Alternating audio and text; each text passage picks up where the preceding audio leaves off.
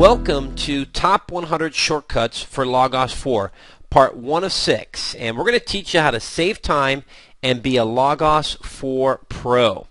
Now this is an exciting series because what we're going to do is just focus only on things that will help you do things in Logos more efficiently, more quickly, show you all the types of things that will save you time, and really some of these tips are expert user features, and that knowing these can really help you become more I would say more able to handle the Logos Bible software program in a pro-like way.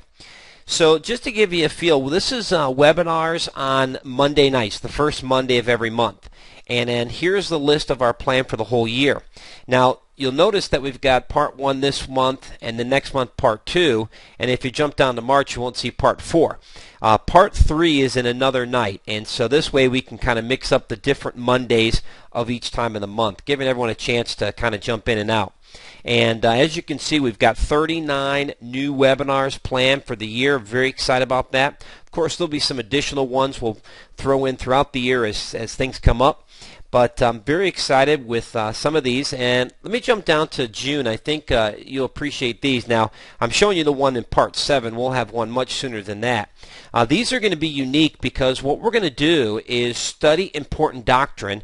We'll pick a very popular topic, and then what I'm going to do is actually show you how to study that topic, recommend resources, and then you will be able to get, as part of the webinar download, all the notes in PowerPoint, so that if you want to teach that topic or share that in a Bible study, you have all the resources to do that. So very exciting new breakthrough there in training. And you can see other topics coming as well. We're going to be studying different things all throughout the year. So if you like some of these ideas and would like some other ones, just email me again at webinars@LearnLogos.com. So just a reminder, free live training at least 3 times a month. Once you sign up for a track, you're good for the whole year. So all of you who are participating tonight, all those 12 webinars, you're automatically signed up. So you're good to go. If you want to participate in the other webinars, then just sign up for each of the 3rd or 4th Mondays, and then you're good for all 12 of those. And the sign up is at LearnLogos.com and /webinar. And there also you can get a complete list of the topics. Just a quick reminder, you can take this webinar home. You can review all that you learned. It makes a great training resource. We've made these inexpensive and affordable. Normally retails for $9.99, but you can get it for $4.99. We'll send you an email link to buy, and it'll be usually available tomorrow around noon. And in less than 24 hours, you'll be able to receive via email a download link, of course, unless something technically goes wrong. Then it takes just another extra day. If you want more in-depth training, we now have the update video done. So it's essentially 4 CDs of training. All of it, of course, can be downloaded.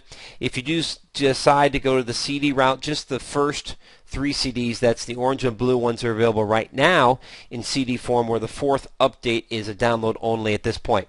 And we're now up to 15 hours of training with all these discs, over 160 lessons, and it really is the most comprehensive training on the internet for Logos, high quality but affordable. So what are some of the shortcuts? And you can see here we're going to have different topics. We're going to talk about things that really do give you speed gains.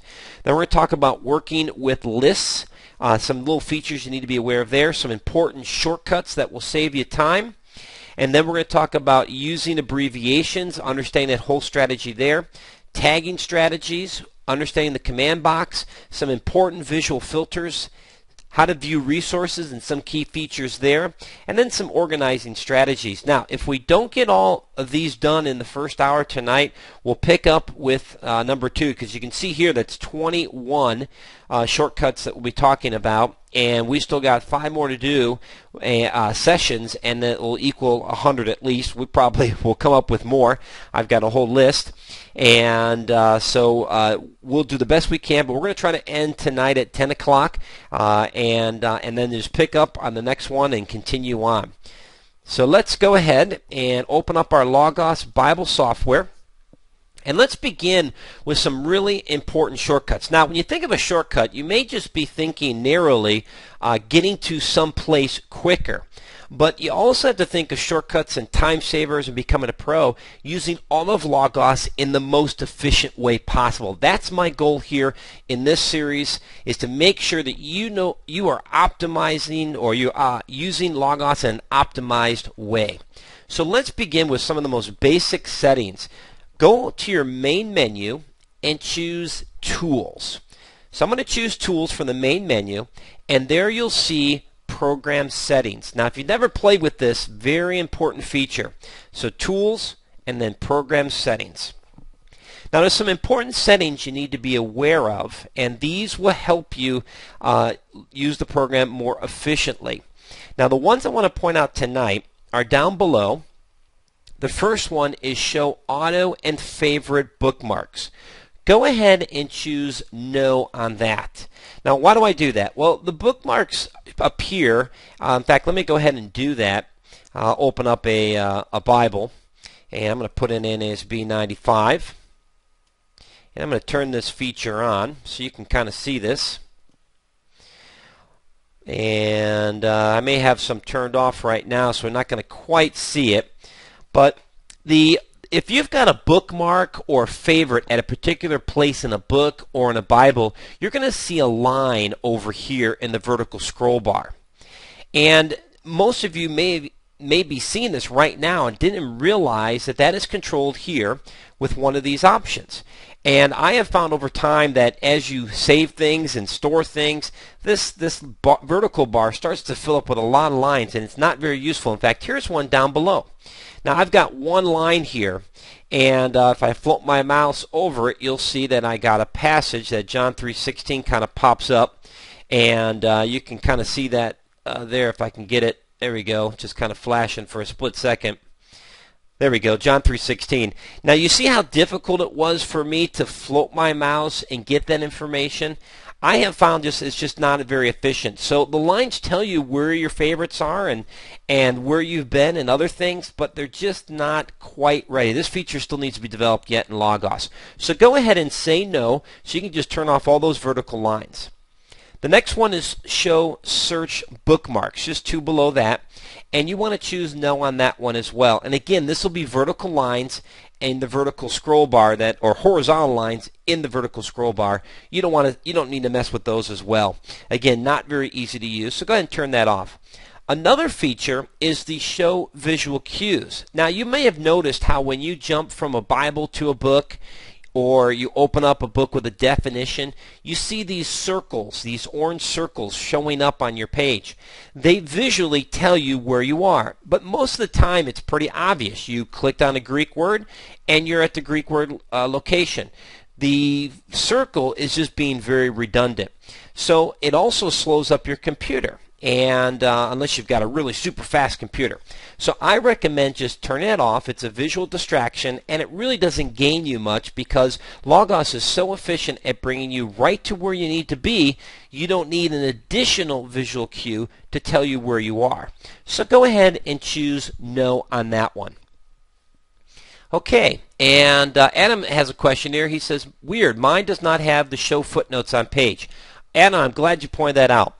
Logos has been working on a beta version, and it's getting close to being released. And so I tend to get a little bit ahead of the curve and download the beta. So you may see a couple features that are a little bit different, but because we're doing training and recording it, I like to show those new features now so that the training is always fresh and updated. So if you don't see the show footnotes on page, no worries, you will see that in a little bit.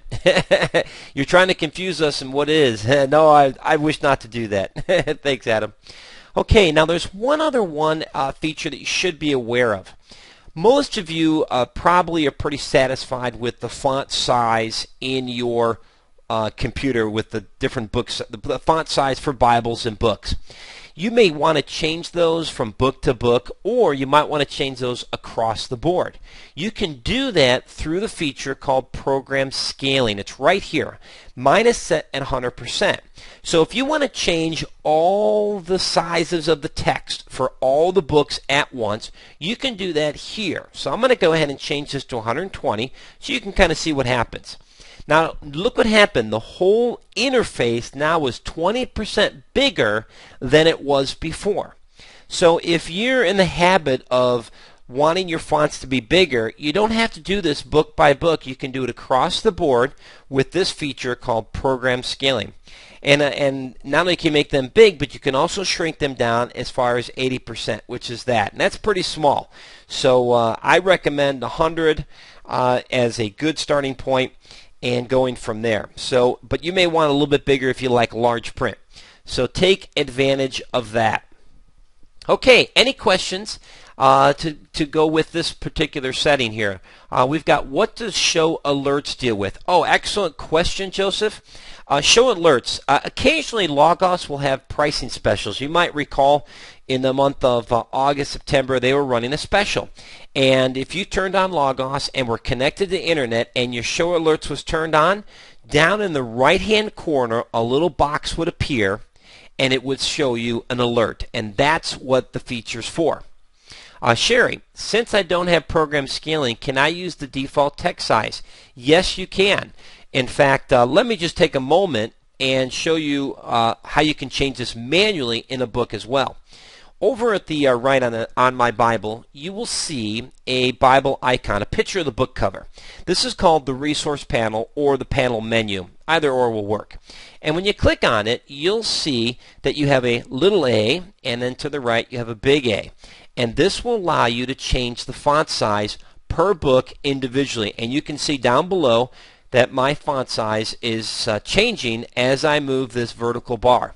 You'll notice that Logos has a line that makes it kind of a more noticeable than the other lines, and that's the default of 100%. So there's your 80, 90, 100, works you all the way through.